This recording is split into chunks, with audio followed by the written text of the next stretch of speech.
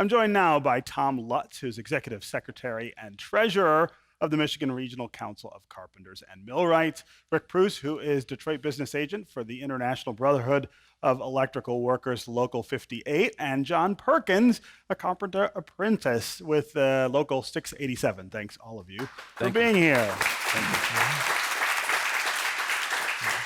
So, Tom, I want to start with you. Of course, we saw in the clip there this center that's being built on the west side of Detroit. We should also mention that it's being built in the neighborhood where I was born and where I operate a nonprofit community and literary arts center now. So there's nobody more excited about what you're doing than me. Talk about why you're building this training center where you are, why you're moving to the city of Detroit, and what kind of opportunity that really opens up for Detroiters. Well, for us, the opportunity presented itself as construction is just, as you look around every day, you see what's happening in the city. We're rebuilding. But as important as rebuilding the city that we live in is, it's important that we build the lives of the people that build those buildings. And so for us, because we had some antiquated infrastructure. We have a facility in Warren right now. We have a facility in Ferndale, both in need of expansion opportunities. And we worked closely with the city of Detroit, community groups, contractor associations, and our contracting partners to select this facility, this site, to make a difference where it needs it most. We're building there because that's where the men and women that'll be in the skilled trades are going to come from. And talk about the kinds of things you're doing beyond just building the training center. I mean, one of the great things that I've learned about you guys since this project kicked off is you're not just building a building. You're not just creating a training center. You're really digging into the challenges that we have in that area. So like many other jobs, we have some hurdles to overcome, some barriers. And so those include preparation. And so as an organization, the United Brotherhood of Carpenters and Joiners, which is the parent organization of the Michigan Regional Council, created a curriculum designed to prepare students to succeed in skilled trades construction programs.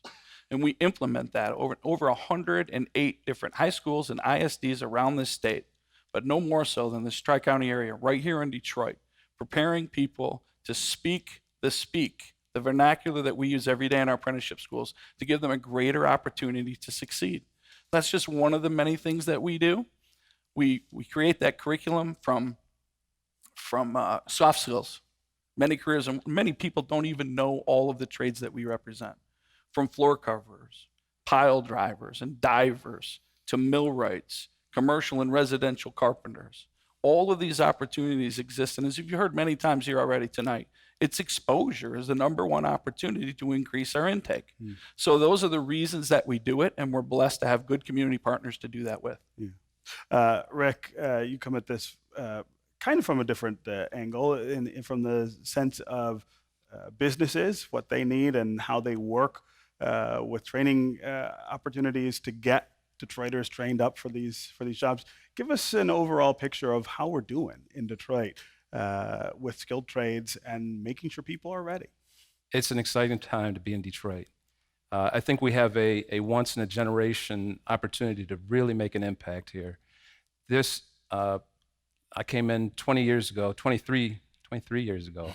I came in, and at that time we're building Ford Field, Comerica Park, and we have another one of those big opportunities of bringing in a lot of trades, men and women. And I think in the last, you saw Randolph as one of our feeder programs that we helped bring back from being mothballed, and really showing, that if I keep on saying exposure, you got to get those younger kids. High school is great, but if we could get into the grade schools to teach and to show those young minds that there's something else out there, it's very gratifying. You ask anybody in the trades, they say, this is the greatest decision I ever made. Changed my life. The other piece that we're trying to really do is a pre-apprentice. So before that was a word that was not in our nomenclature. We didn't use that word very often. And now it's being used a lot more. And I think the reason why is because we're seeing that exposure. You get to see firsthand before you get to test drive it before you have to buy it. And these programs, just like Tom had said, we pay for all this training. So we, IBEW, Local 58, we've been here for over 100 years. We're actually right across the You can see street. right across the street. Yeah, here, we've right? built a zero net energy center, almost $6 million that we put into this to really showcase green technology. So it's cool to be green. And then we think, when I go to the schools and I talk to the kids, we talk about who wants to be an electrician. Nobody will raise their hand, the kids. But when you say how many people are interested in green technology, almost the entire class of kids say, I want to go into green technology. So it's fashionable, it's cool, it's something that we see that when we promote it right and we talk the language, like Tom was saying, we talk the talk and we communicate on the level of the people that we're talking to, I think we got a better result. John, yours is one of my favorite stories around the city about opportunity and how to get to it. Tell us how you ended up being an apprentice carpenter. Yes. So one of the key words that I keep hearing tonight is the exposure. So I was exposed at an early age. My father was a carpenter, actually. So building clubhouses and renovating his homes that he owned at the age of 12. Every child wants to be like his father growing up. So that's where the passion and the drive came from. Once I got of age to actually pursue a career of my choice, which is carpentry, I actually went through a pre-apprenticeship program. And that's how I was exposed to the union as a whole. I remember going into the program not knowing the logistics of, step 1 and step 2. All I knew was if I step foot in this door, I'm gonna come out a carpenter. If I step foot in this door, I'm gonna pursue the dream that, I will be like my father. Yeah. And ever since then, 4 years later, I am fourth year I was apprentice. going to say, you're really, really close right now. I right? have exactly one more day, What? and I'll be. I didn't know you were that close. Absolutely. So a long time coming for sure. But nevertheless, it was a dream come true. It's so much of a dream that when I look around the city and I see other young folks that are interested in pursuing a career in the construction industry, that exposure piece that I was referring to earlier, just reaching out to just one. If I can have a room full of 10, if I can reach out to one and say, hey, here's an opportunity for you, because a lot of our children nowadays, they want the opportunity. They just lack the exposure on how to get it. So if I have a room full of 10, if I can reach out to one, my goal is to have that one have a room full of 10 and reach out to 2 and keep that positive domino effect going. What do you hope to do after tomorrow, I guess? After tomorrow. So, well, continue on this beautiful trade of mine. Keep paying it forward to the next generation, because what I know is we're strong in numbers. So with that being said, like someone said earlier, every year there's retirement, right? So 20 to 25 journeymen every year.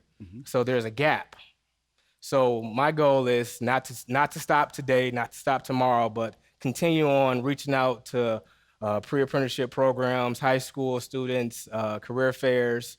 I actually started an apprenticeship mentor committee with Local 687 that actually acts as a support group system for existing apprentices and new apprentices coming in to collaborate together to continue that positive domino effect so we can grow our organization, so we can continue building the city of Detroit. Yeah. Well, congratulations. That's such a great story. Definitely. Tom, can you talk about how you hope to reach out to Detroiters who are maybe a little more disconnected than people like John? I mean, John's dad was a carpenter. He understood all of this. What are some of the ways when you move into the city that you get to populations that just aren't used to even thinking in this space? Yes, so local community partners obviously are the conduit we have today.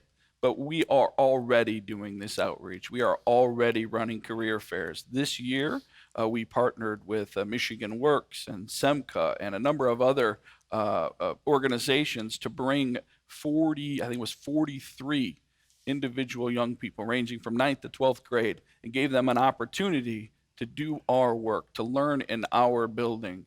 It's not a new city of Detroit yet, but it soon will be. But what we were able to do is allow them the opportunity to see and what it is, feel what it is to touch and work with your hands. Yeah.